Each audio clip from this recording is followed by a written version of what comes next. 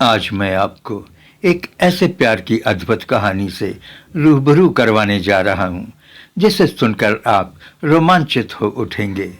आपके जहन में आएगा कि क्या ऐसा भी होता है, लेकिन आपको बता दें कि ऐसा हुआ है। एक ट्रेन में ये ट्रेन गोरखपुर से मुंबई जा रही थी और एक टीटी महोदय ट्रेन के एक स्लीपर कोच में टिकट चेक कर रहे थे। आप सलाम हिंदुस्तान देख रहे हैं। गोरखपुर जंक्शन से मुंबई के लिए एक ट्रेन छूटती है।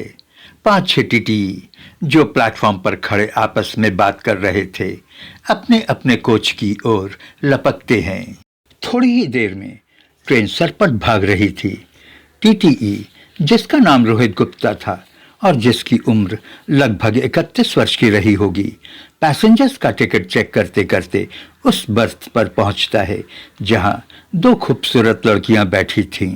बड़ी लड़की का नाम दीपिका था, जिसकी उम्र लगभग 26 वर्ष की थी।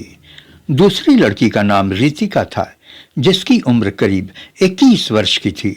दोनों सगी बहनें थीं और दोनों बेइंतहा खूबसूरत थीं। रोहित ने उन दोनों लड़कियों से भी टिकट मांगा। दीपिका ने कहा कि उसका टिकट उसके ससुर के पास है और वो एसी कोच में है। रोहित पशुपेश में पड़ जाता है। दीपिका किसी एंगल से शादीशुदा नहीं लग रही थी। उसके मांग में कोई सिंदूर नहीं था, हाथों में चूड़ियां भी नहीं थीं।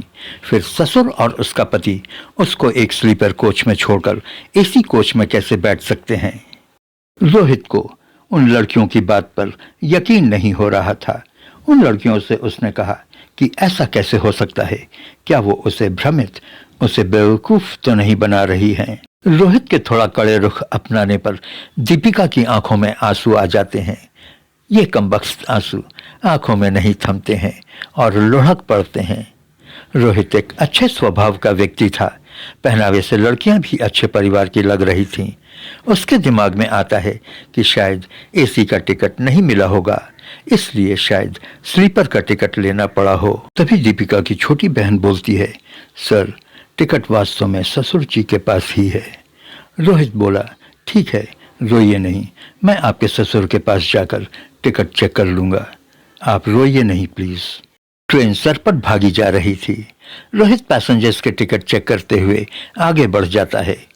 थोड़ी ही देर में उसने सारे पैसेंजर्स का टिकट चेक कर लिया था। दीपिका और रितिका का टिकट चेक करना बाकी रह गया था।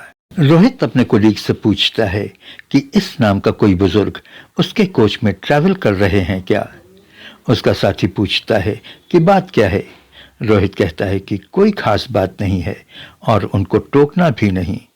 चार्ट देखकर उसके साथी ने उसे बताया कि इस नाम का एक बुजुर्ग उसके कोच में फैमिली के साथ ट्रैवल कर रहे हैं। अगले स्टेशन पर जब ट्रेन रुकती है तो रोहित गुप्ता एसी कोच की ओर लपकते हैं और बताए गए बर्थ की ओर बढ़ते हैं। वहां पहुंचकर उस बुजुर्ग से उन लड़कियों के टिकट के बारे में पूछते हैं। उन्हें बताते हैं कि S5 में दीपिका नाम की एक महिला अपनी बहन के साथ बैठी है। उसने बताया है कि उनका टिकट आपके पास है। उस बुजुर्ग ने बोला, हाँ, उसका टिकट मेरे ही पास है, और उन्होंने टीटी रोहित को दीपिका का टिकट निकाल कर दे दिया। रोहित ने टिकट चेक करने के बाद रितिका का टिकट मांगा तो उस बुजुर्ग ने कहा कि मैं उसको नहीं जानता हूँ, उसके प्रति उनकी कोई जिम्मेदारी नहीं है। बेहतर होगा आप उसका टिकट उसकी बहन दीपिका से ही मांगें। बुजुर्ग की बात सुनकर रोहित को कुछ अजीब सा लगता है। अजीब सी लगने वाली बात भी थी। रोहित के दिमाग में हजारों सवाल उमड़ने लगे थे। दीपिका उनकी बहू थी तो उसका हस्बैंड कहाँ है?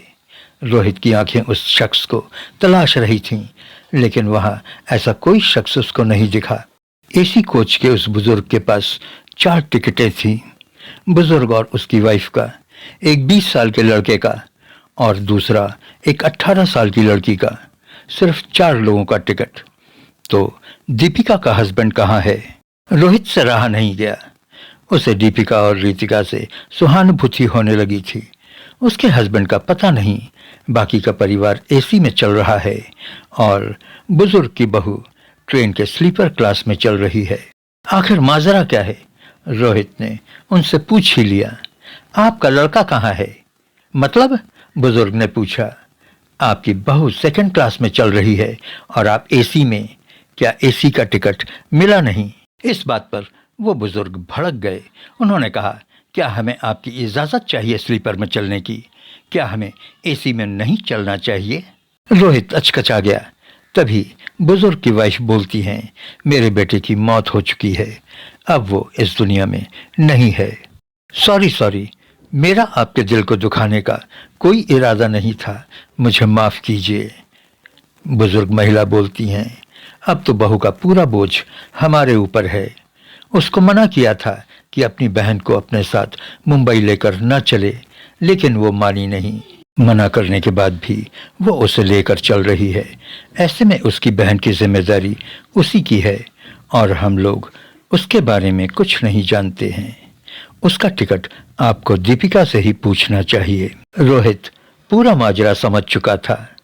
तो दीपिका विधवा हो चुकी है। रोहित अपने कोच S5 में लौटता है और दीपिका से बोलता है, भाई आपका तो टिकट उनके पास है, लेकिन इनका, रितिका की तरफ देखकर बोलता है, इनका टिकट उनके पास नहीं है। आपके ससुर ने कहा है कि आपकी बहन की जिम्मेदारी आपकी है, इसलिए आपको टिकट बनवा लेना चाहिए। दीपिका ने रोहित से पूछा कि टोटल कितने पैसे में टिकट बन जाएगा। रोहित ने कैलकुलेट करते हुए बताया कि पेनाल्टी के साथ लगभग 900 रुपये लग जाएंगे। दीपिका अपने पर्स को खंगालती है। पैसों के कम पड़ जाने पर दीपिका 300 रुपये अपनी बहन से लेती है। अब दीपिका के पास 1000 रुपये हो गए थे। दीपिका ने 900 रुपये गिनकर रोहित की ओर बढ़ाया। रोहित टिकट बनाकर दीपिका को देता है। तभी खाने की 2 थाली लेकर वेंडर दीपिका के बर्थ पर पहुंचता है। दीपिका खाने की थाली लेने से मना कर देती है और कहती है कि नहीं भैया, हमको खाना नहीं चाहिए। वेंडर कहता है कि आपने थोड़े ही देर पहले तो खाने का ऑर्डर दिया था मैडम। भैया, हमने खाने का ऑर्डर दिया तो था, लेकिन अभी नहीं चाहिए। रोहित का मन द्रवित हो उठता है। वो समझ रहा था कि पैसे न होने की वजह से दीपिका ने खाना लेने से मना कर दिया है। रोहित वेंडर से बर्थ पर खाना रखने के लिए कहता है और दीपिका के लाख मना करने के बावजूद भी वो वेंडर को पेमेंट कर देता है और उन दोनों बहनों से कहता है कि सफ़र लंबा है, आप लोग खाना खा लीजिए। पूरे माजरे को देखकर रोहित का दिमाग चकरा जाता है। दुनिया में इतना गम, 26 साल की उम्र में ही एक खूबसूरत सी लड़की की जिंदगी खत्म हो चुकी थी। वो एक विधवा बन चुकी थी। बहुत कम उम्र में ही रोहित के पिता का भी इंतकाल हो गया था। उसकी माँ भी बहुत कम उम्र में ही विधवा हो गई थी। उसकी पूरी जिम्मेदारी उसकी माँ पर आन पड़ी थी। एक एक पैसे के लिए उसकी माँ मोहताज रहती थी। रोहित का अपना पूरा बचपन उसकी आंखों के सामने नाच जाता है। रोहित उन दोनों बहनों को खाना खाते हुए देखता रहता है। अचानक वो उठ खड़ा होता है। अपनी जेब से दीपिका के दिए हुए पैसों को दीपिका की ओर बढ़ाकर कहता है, इसे रख लीजिए, रास्ता बहुत लंबा है, रास्ते में ये काम आएंगे। दोनों बहनें रोहित की ओर फटी फटी नजरों से देखने लगती हैं। दीपिका बोलती है, लेकिन ये पैसे तो टिकट के हैं। हाँ, टिकट के तो हैं, मैं टिकट का पैसा भर दूंगा।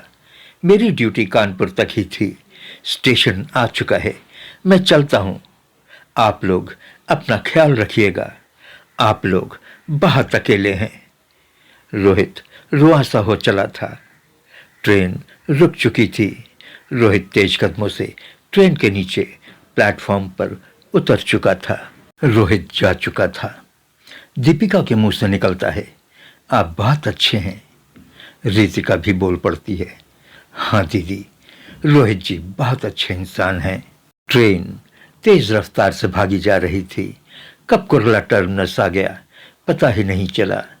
दोनों बहनों ने अपना सामान समेटना शुरू किया। तभी उनके सामने रोहित खड़ा था। अरे आप? दीपिका चहक उठी। आप तो कानपुर स्टेशन पर उतरने वाले थे ना? हाँ, उतर भी गया था, लेकिन फिर आपको अकेला छोड़ नहीं सका। मतलब? रास्ता लंबा था, आप लड़कियां हैं और खूबसूरत भी। पता नहीं दिल ने क्यों कहा कि आपको मुंबई तक छोड़ दूं। आप बहुत अच्छे हैं, रितिका के मुंह से अनायास ही निकल पड़ता है। चुप, दीपिका अपनी बहन को प्यार से झटकारती है। रोहित बोलता है, अच्छा मैं चलता हूं। आपके ससुर ट्रेन से उतरकर आपका इंतजार कर रहे होंगे। आप अपना फ़ोन नंबर नहीं देंगे? आप जैसे अच्छे आदमी कभी कभी मिलते हैं, दीपिका बोलती है और रोहित मुस्कुराते हुए अपना कार्ड उसे निकाल कर देता है। कुछ दिनों बाद दीपिका ने रोहित को कॉल किया। उसने कहा, रोहित जी, आप बहुत अच्छे आदमी हैं। मैं आपको बहुत प्यार करती हूँ। वैसे मैं विधवा हूँ, मुझे शायद प्यार करने का कोई हक नहीं। मैं भी आपसे बहुत प्यार करता हूँ। क्या आप हमसे शादी करोगे? रोहित पूछता है। और कुछ ही दिनों के बाद दोनों की शादी हो जाती है। Please like, share and subscribe. Thank you for watching.